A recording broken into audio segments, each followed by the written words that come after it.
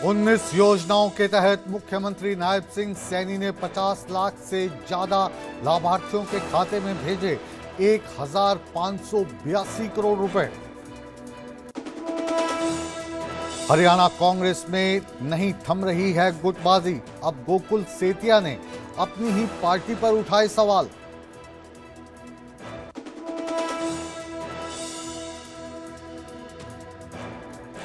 हरियाणा के गुरुग्राम में सबसे बड़ा एनकाउंटर। दीपक नांदल गैंग के 4 बदमाश एक ही रात में ढेर।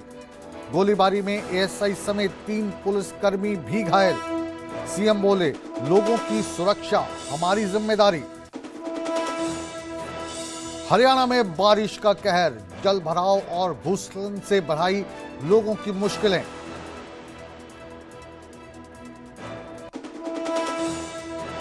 हिमाचल प्रदेश में लगातार हो रही बारिश से तबाही का मंजर। कई जगह खिसकी जमीन। अब तक करोड़ों रुपए का हुआ नुकसान। हेडलाइंस के प्रायोजक पतंजलि गाय का घी, मां का भरोसा, प्यार से परोसा।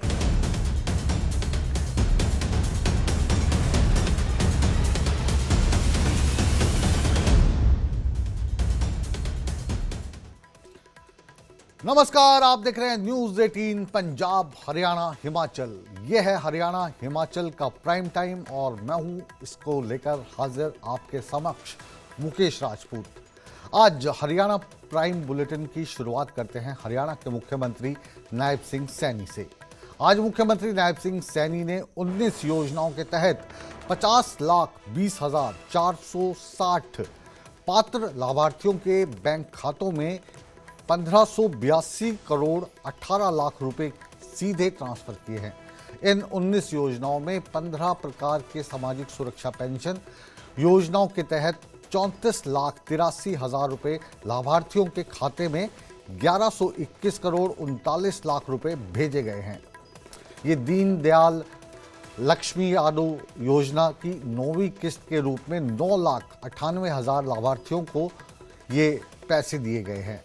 और अगर बात बेटियों की करें तो इनके खाते में 209 करोड़ 79 लाख रुपए सीधे तौर पर भेजे गए हैं। इनके साथ ही गैस सिलेंडर रिफिल करवाने के लिए 5,16,000 लाभार्थियों के खातों में बैंक द्वारा पैसे भेजे गए हैं। 18 करोड़ 97 लाख रुपए की राशि सब्सिडी के तौर पर भी डाली गई है। हमने दीनदयाल लाडो लक्ष्मी योजना की 9वीं किस्त जारी की है और इसमें लगभग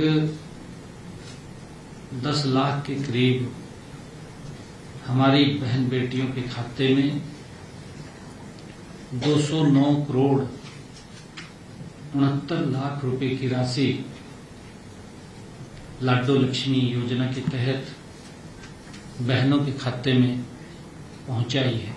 हमने ऐसे बहनों को इसके अंदर जोड़ा था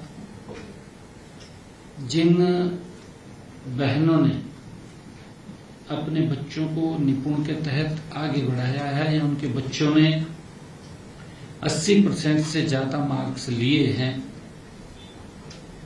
और उनकी पारिवारिक आय 80 है। ऐसे बहनों को भी हमने लाडो लक्ष्मी योजना में जोड़ा था, या जिन्होंने क्रिटिकल बीमारी से बच्चों को बाहर किया है, उन बहनों को भी इस योजना के तहत हमने जोड़ा था। और आइए अब बात करते हैं हरियाणा कांग्रेस की। पिछले कुछ दिनों से हरियाणा कांग्रेस में गुटबाजी काफी तेज नजर आ रही है। कांग्रेस के नए प्रदेश प्रभारी आजकल हरियाणा के दौरे पर हैं। इसके साथ ही कांग्रेस के नेता आपसी कलह में इतने ज्यादा उलझे हैं जिसकी हर रोज कोई ना कोई खबर बन रही है। इन्होंने एक दूसरे पर शरेआम अब सुनाना शुरू कर दिया है, एक दूसरे पर कटाक्ष करते हैं। पिछले कल की बात करें तो हमने आपको दिखाया था किस तरीके से कुमारी शैलजा, भूपेंद्र सिंह हुड्डा, रणदीप सिंह सुरजेवाला कटाक्ष के तौर पर, मजाक के तौर पर एक दूसरे पर आरोप प्रत्यारोप कर रहे थे। वहीं अब कांग्रेस के विधायक गोकुल सेतिया ने एक अपने सोशल मीडिया पोस्ट पर लिखा है कि जो कांग्रेस पार्टी है उसके जो अध्यक्ष हैं नए, वो उन लोगों को सबसे पहली लाइन में बैठा रहे हैं जिन्होंने भारतीय जनता पार्टी का फेवर किया है या उन्होंने फेवर लिया है। उन्होंने कहा है कि जो मलाई चाट रहे थे उन्हें प्रधान जी अब प्रदेश कांग्रेस अध्यक्ष राव नरेंद्र सिंह की यहाँ पर बात हो रही है, उनको सबसे पहली लाइन में बैठा रहे हैं, जबकि मुझे और मेरे साथी देवेंद्र हंस जो घोला चीका से विधायक है उन्हें जानबूझकर आखिरी लाइन में बैठाया गया। इस पोस्ट में सेतिया आगे लिखते हैं कि साहब हम दब्बू नहीं हैं, लोगों ने विश्वास करके हमें जीत दिलवाई है, इस तरह से अगर अपमानित करते रहेंगे तो बर्दाश्त नहीं किया जाएगा।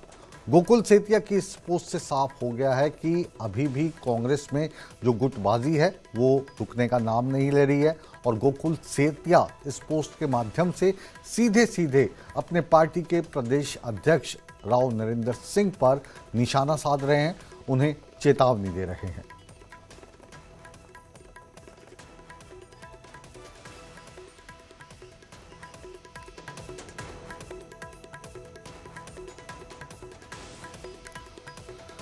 और आइए अब रुक करते हैं हमारे संवाददाता अंकित दुदानी का, जो इस खबर पर हमें अपडेट देंगे।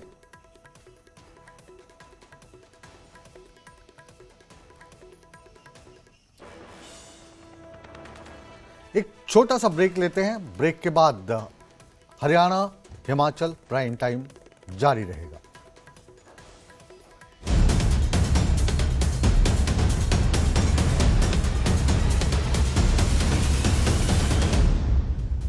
ਚਰਨਜੀਤ ਸਿੰਘ ਚੰਨੀ ਖੇਮੇ ਦੇ ਵੱਲੋਂ ਕੱਲ ਨੂੰ ਭੁਪੇਸ਼ ਬਘੇਲ ਦੇ ਨਾਲ ਮੁਲਾਕਾਤ ਕੀਤੀ ਜਾਣੀ ਹੈ ਅਤੇ ਪੰਜਾਬ ਕਾਂਗਰਸ ਇੰਚਾਰਜ ਦੇ ਸਾਹਮਣੇ ਚਰਨਜੀਤ ਸਿੰਘ ਚੰਨੀ ਧੜੇ ਦੇ ਆਗੂ ਆਪਣੀ ਗੱਲ ਰੱਖਣਗੇ। ਕੱਲ ਨੂੰ 11 ਵਜੇ ਇਹ ਮੀਟਿੰਗ ਨਿਸ਼ਚਿਤ ਕੀਤੀ ਗਈ ਹੈ ਤੇ ਚਰਨਜੀਤ ਸਿੰਘ ਚੰਨੀ ਵੀ ਇਸ ਮੀਟਿੰਗ ਦੇ ਵਿੱਚ ਸ਼ਾਮਲ ਹੋ ਸਕਦੇ ਨੇ। ਤੁਹਾਨੂੰ ਦੱਸ ਦਈਏ ਕਿ ਭੁਪੇਸ਼ ਬਘੇਲ ਜਿਹੜੇ ਪੰਜਾਬ ਕਾਂਗਰਸ ਦੇ ਇੰਚਾਰਜ ਨੇ ਉਹਨਾਂ ਦਾ 3 दिन का दौरा होर वध गया है, 3 दिन होर एक्सटेंड कर दिते गए ने। तो यह वड्डी खबर है, हालांकि पहला अज का भी जानकारी सामने आ रही सी, पर अज क्योंकि नगर कौंसल तो इस वेले मेरे सहयोगी हरसिमरत पौल दे वल्लों राजा वड़िंग कांग्रेस प्रधान दे नाल गलबात की जा रही है कि कुछ कह रहे हैं राजा वड़िंग, सीधा लै चलते हैं। बिल्कुल देखो रणबीर, राजा वड़िंग होनी साडे नाल ने गलबात कर लेने सर। 5वां दिन अज भूपेश बघेल होरां दा हो गया, लगातार मीटिंग्स जारी ने, तुसी भी नाल नाल मीटिंग्स कर रहे हो, पर दस्सिया जा रहा है चन्नी धड़े दी मीटिंग है जिहड़ी ओह भलके होएगी, तुसी शामिल रहोगे? हरसिमरन हुण तुहानूं पता होएगा मीटिंग कदों है। एक्चुअली साडे नालों वध तां मीडिया दे लोगां नूं पता है कि कदों मीटिंग हो रही है कदों नहीं हो रही। तुहानूं कल दस दिता है और उन्होंने भी कन्फर्मेशन कर दी है कि जिहड़ी मीटिंग हैगी आ ਉਹ ਕੱਲ ਨੂੰ ਉਹਨਾਂ ਨੇ 11 ਵਜੇ ਕਿਤੇ ਮੀਟਿੰਗ ਰੱਖੀ ਹੈ ਜਿੱਥੇ ਭੁਪੇਸ਼ ਬਘੇਲ ਜੀ ਜਾ ਕੇ ਉਹਨਾਂ ਨਾਲ ਗੱਲਬਾਤ ਕਰਨਗੇ ਜਾਂ ਉਹ ਗੱਲਬਾਤ ਕਰਨਗੇ। ਤੁਹਾਡੇ ਵੱਲੋਂ ਵੀ ਲਗਾਤਾਰ ਇਹੀ ਗੱਲ ਹਰ ਸਟੇਜ ਤੇ ਕਹੀ ਜਾ ਰਹੀ ਹੈ ਕਿ ਤੁਸੀਂ ਸਾਰੇ ਇਕੱਠੇ ਹੋ ਔਰ ਇੱਕ ਸਟੇਜ ਦੇ ਉੱਤੇ ਜਲਦ ਨਜ਼ਰ ਆਓਗੇ। ਅਸੀਂ ਜਾਨਣਾ ਚਾਹੁੰਦੇ ਹਾਂ ਕਿ ਉਹ ਸਮਾਂ ਕਦੋਂ ਆਏਗਾ। ਦੇਖੋ ਹਰਸਿਮਰਨ, ਹੁਣੇ ਮੀਡੀਆ ਨੂੰ ਸੰਬੋਧਨ ਕਰਦੇ ਆ ਸੁਪ੍ਰਿਆ ਨੇ ਇਹ ਗੱਲ ਦੱਸੀ ਕਿ ਅਗਰ ਪਰਿਵਾਰ ਦੇ ਵਿੱਚ 2 ਮੈਂਬਰ ਹੈ ਉਹਨਾਂ ਦੇ ਵਿੱਚ ਮਾੜੀ ਮੋੜੀ ਖਟਪਟ ਹੋ ਜਾਂਦੀ ਹੈ। ऑल्दो ये जिहड़ी पार्टी है ये वन वे पार्टी नहीं है, इस पार्टी आज़ादी चों निकली हुई पार्टी है और ये विच हर व्यक्ति नूं आज़ादी दित्ती जाती है। इस तरह नहीं कि बीजेपी दे वांग कि 2 बंदे ही देश चला रहे थे तां जो होर कोई आवाज बुलंद ना हो सके। कांग्रेस पार्टी इस तरह का कोई काम नहीं करती है, डराउण वाला धमकाउण वाला। इसे करके इंटरनल डेमोक्रेसी पार्टी ਨੂੰ ਕਿਹਾ ਜਾਂਦਾ ਹੈ। ਉਹਦਾ ਕਈ ਵਾਰੀ ਨੁਕਸਾਨ ਵੀ ਹੁੰਦਾ ਹੈ, ਲੇਕਿਨ ਇਸ ਪਾਰਟੀ ਦੇ ਵਿੱਚ ਕਿਸੇ ਵਿਅਕਤੀ ਨੂੰ ਘੁੱਟਣ ਮਹਿਸੂਸ ਨਹੀਂ ਹੁੰਦੀ। ਤੁਸੀਂ ਦੇਖਿਆ ਆਮ ਆਦਮੀ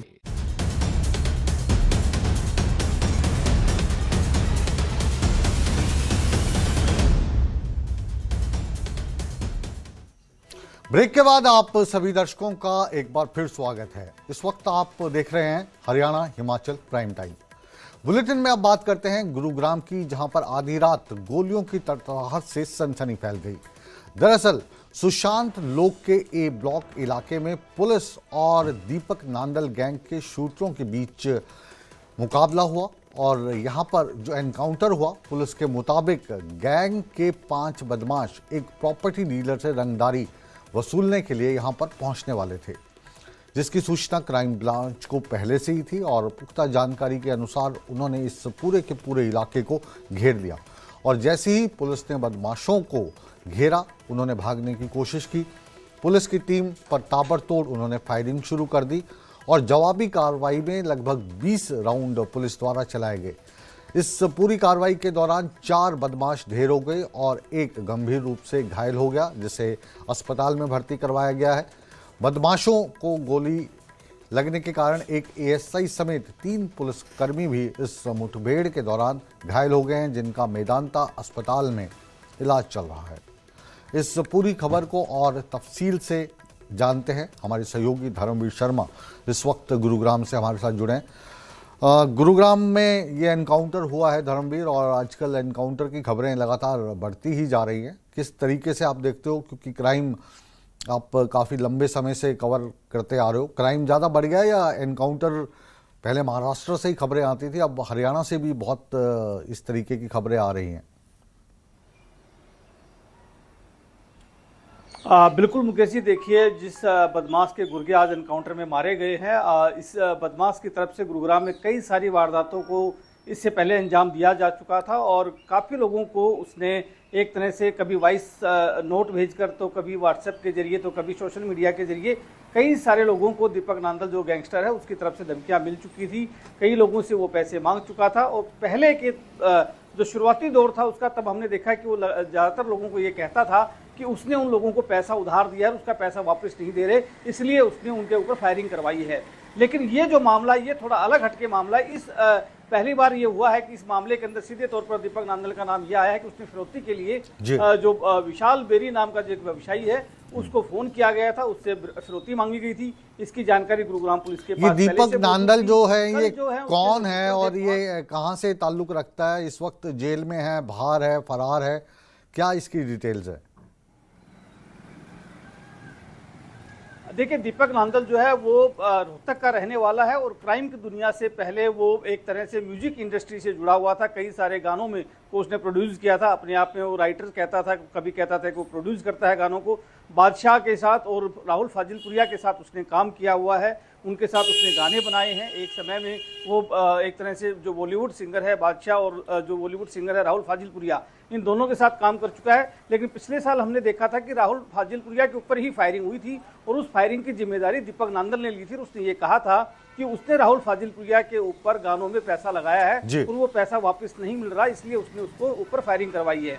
और उसके बाद साथ साथ में राहुल फाजिलपुरिया के एक तरह से एक फाइनेंसर होते थे रोहित शौकीन, उसकी भी हत्या करवाई गई थी। उसमें भी दीपक नांदल ने जिम्मेवारी ली थी। उसने ये कहा था कि रोहित शौकीन ने उसके पैसे नहीं लौटाए। उसके बाद एक और प्रॉपर्टी धर्मवीर, ये जो सिंगर्स हैं इनका लगातार, चाहे पंजाब हो, हरियाणा हो या बिहार हो, इनका गैंगस्टर्स के साथ ये क्या कॉम्बिनेशन बैठ रहा है? मतलब गीतकार का और संगीतकार का कॉम्बिनेशन बैठे, गीतकार का और गायक का कॉम्बिनेशन बैठे, वो बनता है। लेकिन चाहे पंजाब की बात कर लो, आप हरियाणा की बात कर लो, गैंगस्टर्स की इनकी इन्वॉल्वमेंट क्यों हो जाती है? उसके पीछे आप क्या बैकग्राउंड क्या देखते हो? क्यों ये सिंगर्स का नाम जो है गैंगस्टर के साथ जोड़ा जाता है, गैंगस्टर्स जो हैं वो सिंगर्स के साथ जुड़ जाते हैं? ये क्या कॉम्बिनेशन है? बिल्कुल, देखिए शुरुआती दौर की अगर हम बात करें तो ये बिल्कुल जो दीपक नांदल है या फिर राहुल फाजिलपुरिया है, चाहे रोहित शौकीन थे, ये आपस में एक के साथ काम करते थे। इसमें बादशाह भी थे। और उसके बाद जब लाइमलाइट में आए, उसके बाद जब ये थोड़े मशहूर होने शुरू हुए, तो उसके बाद जो है कहीं ना कहीं इनके ऊपर ये लगा दीपक नांदल को कि वो और ज्यादा मशहूर हो सकता है और उसने अपराध की दुनिया की तरफ कदम बढ़ा दिए। उसके बाद वो पहले गुरुग्राम के एक मामले में जेल में गए, उसके बाद उसके कई गैंगस्टरों से संबंध बन गए और उसके बाद जब वो वापस लौटा तो उसके बाद उसने धीरे धीरे करके पहले छोटे क्राइम किए। धर्मवीर आप बने रहे हमारे साथ, धर्मवीर आप हमारे साथ बने रहे। एसीपी साहब नवीन जी ने इस मसले को लेकर क्या कहा और मुख्यमंत्री को जब इस चीज के बारे में पूछा गया तो उन्होंने क्या जवाब दिया, इसको सुनते हैं, वापस फिर धर्मवीर से जुड़ेंगे। ब्रांच की टीम को इनपुट आई कि कुछ लोग 4 से 5 लोग ब्लैक कलर की स्कॉर्पियो में गुड़गांव में आए हैं और किसी जगह पे फायरिंग कर सकते हैं। तो इस कड़ी में हमारी सीआईए की टीम सेक्टर 40, 39, 17 की टीम ने जो कि उसमें कार्रवाई करते हुए सुशांत लोक में पहुंचे। वहां पे कुछ व्यक्ति किसी के घर पे फायरिंग कर रहे थे और एक वीडियो भी बना रहे थे।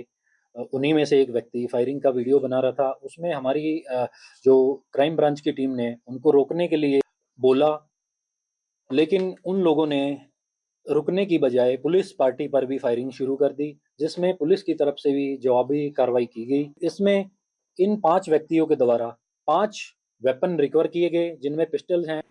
नहीं, देखिए भाई, मैंने शायद पहले भी ये बात कही थी कि हर व्यक्ति की सुरक्षा सरकार की जिम्मेवारी है, उससे कोई समझौता नहीं है।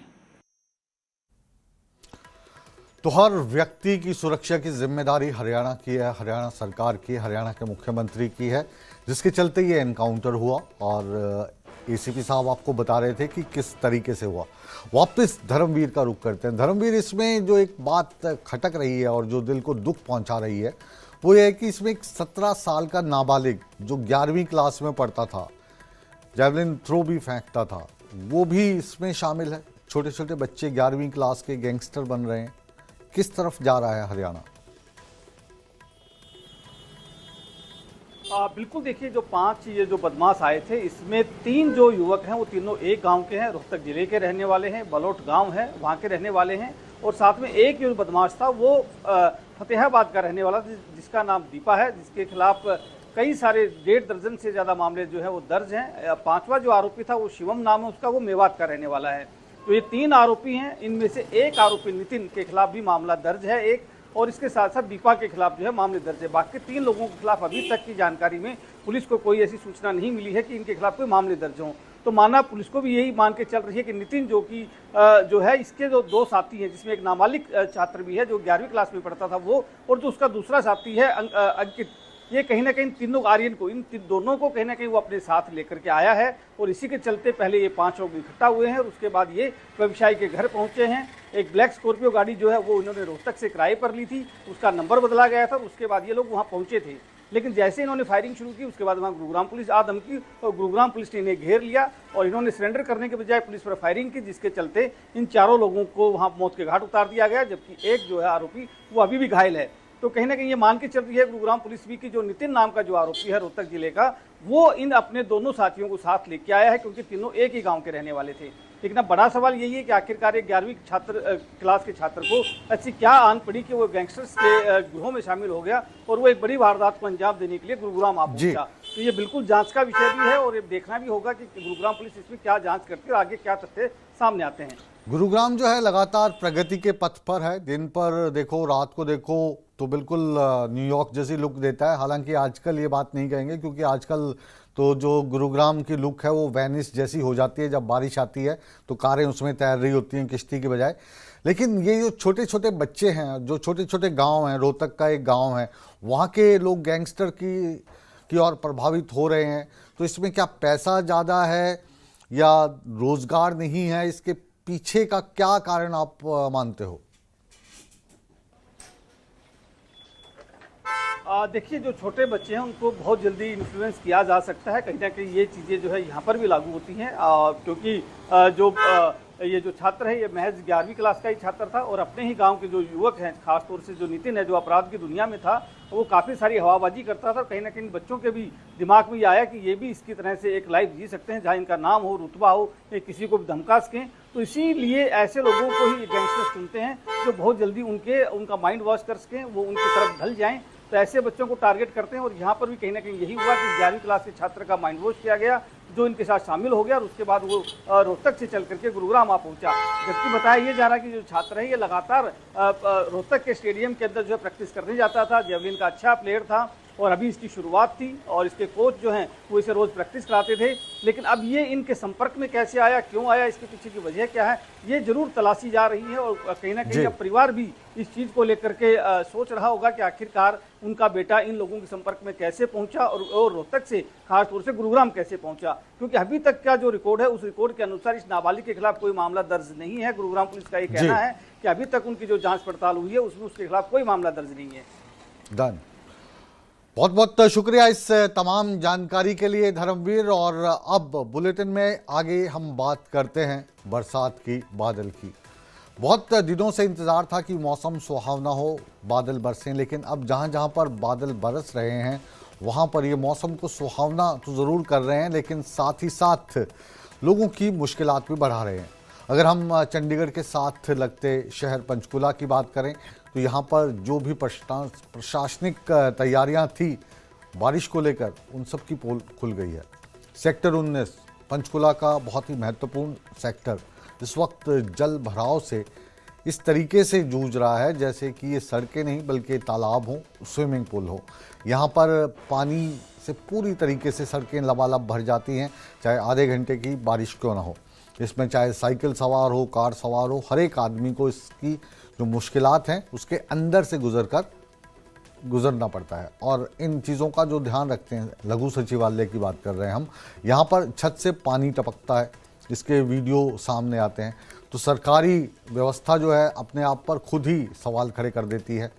अगर यहाँ से साथ लगते मोरनी की बात करें, जो पंचकुला से महज कुछ किलोमीटर के बाद पहाड़ी इलाका है, सेमी पहाड़ी इलाका है, वहाँ पर जो बारिश आ रही है, हिमाचल प्रदेश से जो बारिश आ रही है, उससे घग्गर समेत जो आसपास के नाले हैं, छोटी छोटी नदियाँ हैं, वहाँ पर भी जल स्तर काफ़ी तेज़ी से बढ़ गया है। परेशानी में सबसे ज़्यादा इस वक्त जो हमारी टीम गई, गुमशाला गांव है, यहाँ पर भी लोगों को काफ़ी परेशानी झेलनी पड़ रही है। जल स्तर बढ़ने के कारण स्कूली बच्चे 5-5 घंटे तक रास्ते में फंसे रहे और ग्रामीण खुद रास्ता बनाकर बच्चों को स्कूल से लाने ले जाने का काम इस वक्त कर रहे हैं। कुरुक्षेत्र, यमुनानगर में भी जो बारिश है यहाँ पर काफ़ी कहर बरपा रही है। जगह जगह पर जल भराव की स्थिति देखने को मिल रही है। कई जगह सड़कों पर पानी भरा हुआ है, गड्ढे हो रखे हैं। वहाँ पर जो भी बाइक सवार आ रहे हैं या साइकिल सवार आ रहे हैं उनको दिखाई नहीं दे रहे हैं और वो इन गड्ढों के कारण गिर रहे हैं। तस्वीरों में आप देख सकते हैं कैसे सड़कों पर वाहन रेंगते हुए नज़र आ रहे हैं। जल भराव की वजह से जो गाड़ियाँ हैं वो आधी आधी पानी में डूबी हुई नज़र आती हैं। कई गाड़ियाँ इस वजह से बीच में बंद भी हो जाती हैं। और अब बात करें हिमाचल प्रदेश की, तो हिमाचल प्रदेश में ये तीसरा साल है जब मूसलाधार बारिश से लाखों करोड़ों रुपए का नुकसान होता जा रहा है। राजधानी शिमला में सुबह से ही बारिश जारी है, बीच बीच में बारिश रुकती भी है। मुख्यमंत्री के सरकारी आवास के समीप बैनमोर रोड पर एक पेड़ भी गिर गया है। हालांकि इस घटना से कोई जान हानि नहीं हुई, इसलिए आप भगवान का शुक्रिया अदा कर सकते हैं। विकासनगर क्षेत्र में जो पहाड़ी हैं, चट्टानें वो खिसक रही हैं, लैंडस्लाइड हो रहा है। किनारे पर खड़ी गाड़ियों पर पत्थर गिर रहे हैं जिनसे उनको नुकसान हो रहा है। वहीं पर सोलन की सब्जी मंडी के पास भी नेशनल हाईवे है जो 5 नंबर नेशनल हाईवे कहलाता है। यहाँ भी जल भराव के कारण यातायात लगातार प्रभावित हो रहा है। लोगों को भारी परेशानी का सामना करना पड़ रहा है। इस वक्त शिमला से रणबीर हमारे साथ जुड़े हैं। रणबीर, हिमाचल प्रदेश क्या तीसरे साल भी जो बादल लगातार बरस रहे हैं इसके कारण नुकसान उठाने के लिए तैयार है? जी हाँ, देखिए लगातार अब जो है अलग अलग जगहों से तस्वीरें निकल कर आ रही है। न केवल राजधानी शिमला बल्कि प्रदेश के अलग अलग हिस्सों से तस्वीरें निकल कर आ रही है कि किस तरह से नुकसान हो रहा है। तस्वीरें यहाँ रिज मैदान के साथ की हम साझा करना चाहेंगे, जहाँ पर देखिए जो ऐतिहासिक चर्च है उसके साथ वाला डंगा किस तरह से ढह गया है। अब उस डंगे को लगाने का काम जो है जारी है। और जहाँ तक नुकसान की बात है, प्रदेश भर में जिस तरह से खास करके नॉर्थ से तस्वीरें निकल कर आ रही है, कुल्लू से तस्वीरें निकल कर आ रही है, कहीं पहाड़ियां दरक रही हैं तो कहीं भूस्खलन हो रहा है और कई जगह पर जो है अचानक बाढ़ भी आ रही है। और यहाँ शिमला की बात करें तो शिमला में कई जगहों पर नुकसान गाड़ियों को हुआ है, क्योंकि पहाड़ी से पत्थर भी गिरे हैं और पेड़ टूटने का सिलसिला भी लगातार जारी है। और यहाँ पर अब तक हिमाचल प्रदेश के नुकसान की बात करें तो करोड़ों का नुकसान अभी तक हो चुका है और 1 दर्जन से ज़्यादा लोगों की मौत हुई है। और जो आज सुबह 10 बजे तक की जो स्थिति थी, प्रदेश भर में 124 से ज़्यादा सड़कें बंद पड़ी हुई हैं और बहुत सारी ऐसी जगहें हैं जहां पर बिजली पानी की समस्या भी बनी हुई है। 442 के आसपास ट्रांसफार्मर्स जो है ठप पड़े हुए हैं और 19 परियोजनाएं जो है वो मौसम विभाग जो, की अगर जलापूर्ति प्रेडिक्शन के बारे में बोलें तो अगले 2 दिन भी हिमाचल प्रदेश में भारी बारिश हो सकती है और इनमें शिमला भी शामिल है। तो अभी आप लाइव हमारे साथ जुड़े हैं, तो आसमान को देखकर अगर आप अंदाजा लगाएं तो कुछ राहत मिलने की संभावना है।